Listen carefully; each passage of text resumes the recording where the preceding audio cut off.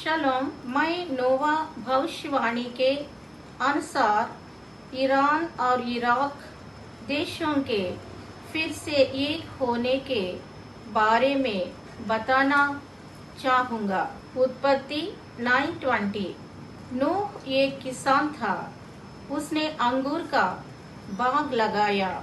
यहूदी लोग पुराने जमाने से ही ताजा अंगूर का जूस पीते हैं।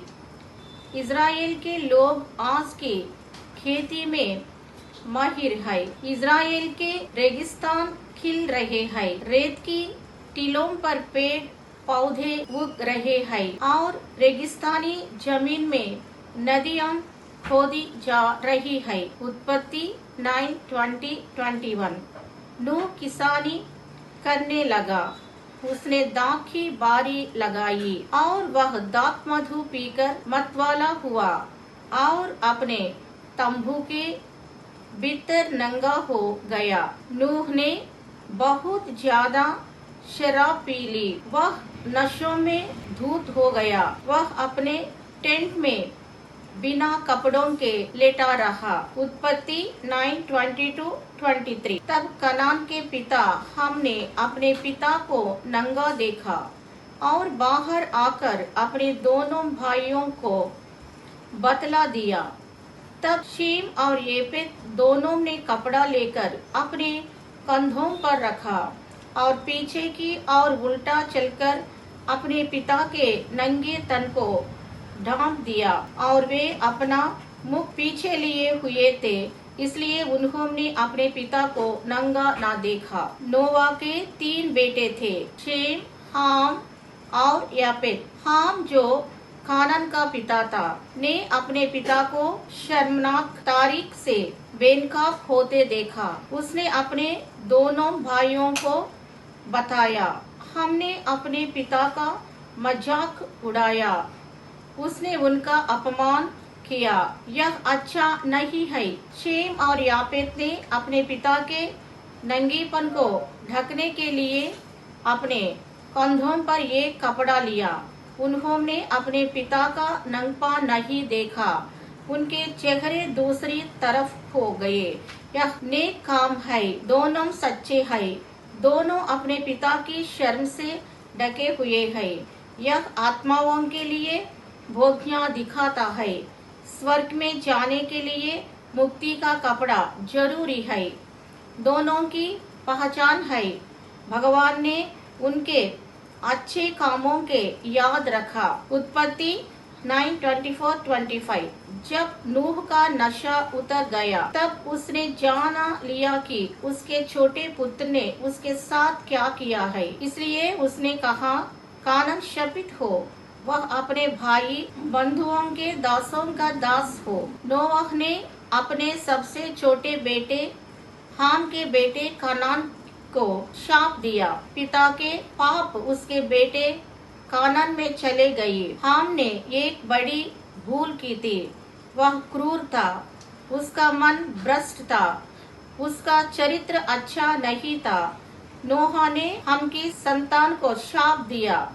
कानान की पूरी जाति के नोह और ईश्वर दोनों ने शाप दिया। उत्पत्ति 10:15-17-20। कानान के वंश में उसका ज्येष्ठ पुत्र सीदोन, तब हित्ती, हिव्वी, आर्की, सीनी, अरवादी, समारी और हमाती लोग भी हुए।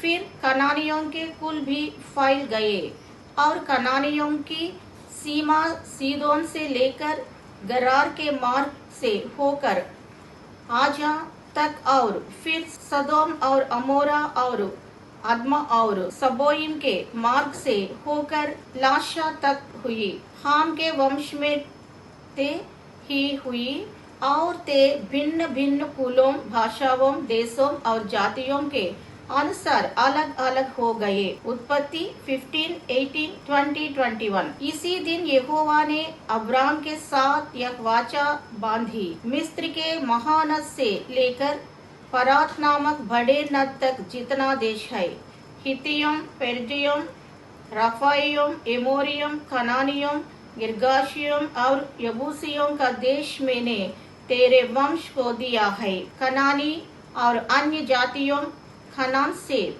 उत्पन्न हुई थी। उससे लगभग 10 जातियों का जन्म हुआ। इनमें से 7 जातियों इज़राइल देश में रहती थी।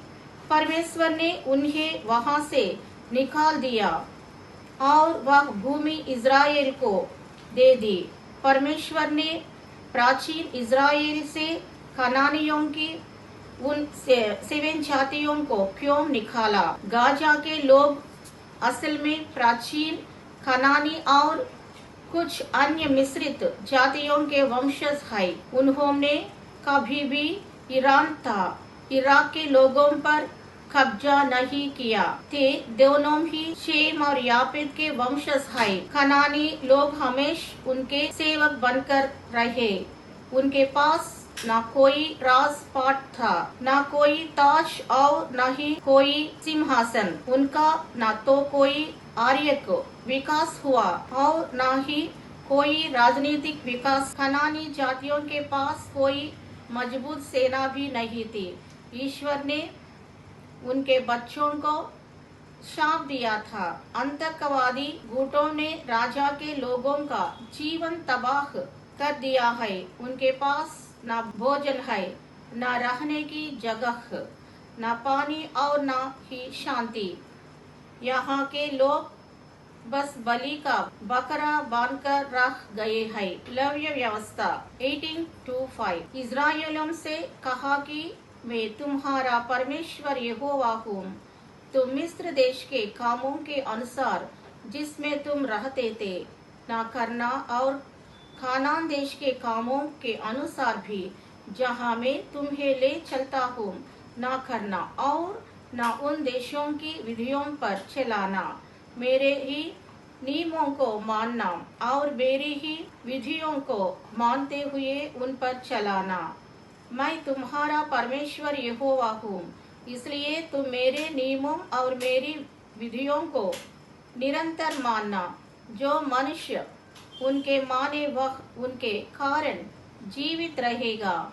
मैं यहोवा हूँ। यहोवा ने मूसा और इज़राइल को आज्ञा दी कि वे मिस्रियों का, कनानियों की संस्कृति का पालन ना करे। परमेश्वर उनकी संस्कृति से घृणा करता है। वह परमेश्वर की दृष्टि में घिनौनी थी। लेवीय व्यवस्था 18:6-7 and 9 verses। तुम में से कोई अपनी किसी निकट कुटुंबिनी का तन उगाड़ने को उसके पास ना जाए। मैं यहोवा।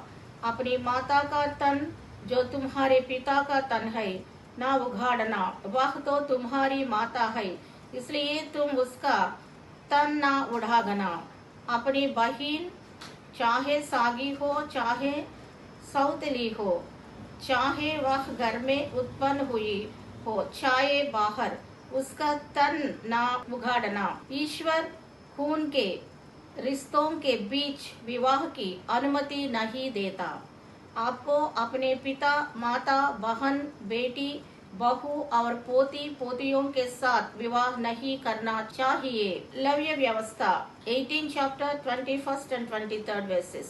अपनी संतान से में किसी को मोलेक को लिए होम करके ना चढ़ाना और ना अपने परमेश्वर के नाम को अपवित्र ठहराना।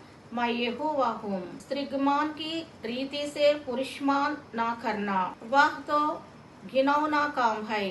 किसी जाति के पशु के साथ पशुगमान करके अशुद्ध न हो जाना और न कोई स्त्री पशु के सामने इसलिए खड़ी होके उसके संग कुकर्म करे। यह तो उल्टी बात है। मोलेक देवी कनानी लोगों की देवी है। लोग इस देवी को अपने बच्चों की बलि देते थे। वह बाइबिल के नियमों के विरुद्ध है। कनानी लोग जानवरों के साथ यौन संबंध बनाते थे। परमेश्वर इस घिनौने कृत्य से घृणा करते थे। लेवीय व्यवस्था 18 chapter 24 and 26 verses। ऐसा कोई भी काम करके अशुद्ध न हो जाना, क्योंकि जिन जातियों के में तुम्हारे आँख से निकालने पर हो, वे ऐसे काम करके अशुद्ध हो गई है और उनका देश भी अशुद्ध हो गया है। इस कारण मैं उस पर उसके अधर्म का दंड देता हूँ और वह देश अपने निवासियों को उगल देता है। इस कारण तुम लोग मेरी विधियों और नियमों को निरंतर मानना और चाहे देशी चाहे तुम्हारे बीच रहने वाला परदेशी हो, तुम में से कोई भी ऐसा घिनौना काम ना करे। यहोवा को ऐसी संस्कृति पसंद नहीं है। परमेश्वर ने इज़राइल को चेतावनी दी थी। कानान में समलैंगिक लोग रहते थे। इन्हीं कारण से परमेश्वर ने खनानियों की भूमि इस्राएल को दे दी। उत्पत्ति 9:26। फिर उसने कहा, शेम का परमेश्वर यहोवा धन्य है और कानान शेम का दास हो। एलामी लोग शेम की संतान थे। ईरानी लोग एलामी ही थे, यानी प्राचीन फारसी लोग। उनके ईश्वर यहोवा होंगे। वे मसीहा को स्वीकार करेंगे। 1 करोड़ लोगों ने अपने दर्शनों में मसीहा के देखा है। ईरान में किसी भी प्रचारक का बाइबली अनुमति नहीं है, फिर भी मसीहा उनके सामने प्रकट हुए। वहाँ भूमिगत चर्च तेजी से फल रहे हैं। ईरानियों ने इस्लाम को अस्वीकार कर दिया है और ईसाई धर्म को अपना लिया है। ईरानियों के ईश्वर अब मसीहा होंगे। यह नूह की भविष्यवाणी है। कनानी लोग कभी भी ईरान को जीत नहीं पाए। वे तो दासों के समान थे, लेकिन ईरानी लोग वित्त, शस्त्रागार, सेना, प्रशासन और युद्ध के मैदानों में खूब तरक्की करेंगे। ईरान में 50,000 मस्जिदें बंद कर दी गई। उत्पत्ति 9:27। परमेश्वर यापेत के वंश के फैलाए और वह शेम के तंबुओं में बसे और कानान उसका दास हो। उत्पत्ति 10:1-2। नूह के पुत्र शेम, हाम और यापेत थे। उनके पुत्र जल प्रलय के पश्चात उत्पन्न हुए। उनकी वंशावली यह है।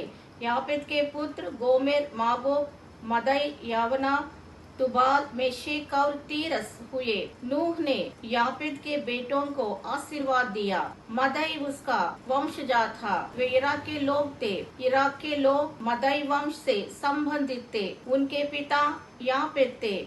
यापेत और शेम दोनों के मिलकर अपने पिता के नंगापन को ढकने का काम किया था। नूह इससे प्रभावित हुए और उन्होंने उनके वंशजों को आशीर्वाद दिया। उनमें एकता थी और उनमें आपसी सहयोग था। यापेत के बच्चे शेम के बेटों के तंबुओं में रहेंगे। इसका मतलब है उनके बीच शांति और प्रेम। इराक ईरान के साथ एक हो जाएगा। यह एक भविष्यवाणी है। साइरस ने बेबीलोनिया पर राजा किया था। यही आज का इराक है। प्राचीन फारसा कुछ साल पहले यह अलग हो गया था। नोवा की भविष्यवाणी के अनुसार यह फिर से एक हो जाएगा। उसकी इच्छा है कि दोनों भाई एक सरकार के अधीन मिलकर रहे। इसका मतलब है एक ही तंबू, क्योंकि उन्होंने मिलकर एक कपड़े से अपने पिता के तन को ढका था। ईश्वर ने उनके हर अच्छे काम को याद रखा। हालेलुया। धन्यवाद।